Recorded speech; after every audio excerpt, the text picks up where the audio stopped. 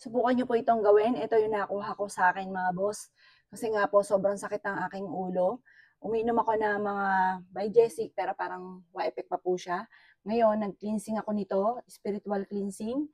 Tapos, yung ginigitan na ako ng pawis, ayan, nagpapawis na ako, pati kamay ko. Ito po mga boss, subukan niyo po siya. Kung hindi niyo pa to nasusubukan, subukan niyo po siya at epektibo po yan mga bossing.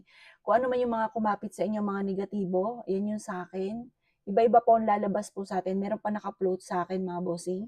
Iba-iba yung lalabas sa atin. Kaya subukan niyo po ito kung kayo po ay minsan nagtataka bakit parang masama yung panlasa ninyo na hindi niyo mawari. Subukan niyo po itong egg cleansing mga boss. Epektibo po ito. The best po ito kapag masama yung panlasa ninyo or kaya po yung mga magtatapos yung buwan, unang pasok ng buwan, unang Martes, unang Biyernes, epektibo po siya. Kaya subukan niyo po siyang gawin mga boss. Kayo mismo mararamdaman niyo na parang kung napakabigat ngayon ng buhay ninyo, napabigat ng pakiramdam ninyo, mararamdaman niyo mas gagaan yung daloy ng swerte matapos niyo po itong gawin. Basta like ang positive mga boss, subukan niyo po siya.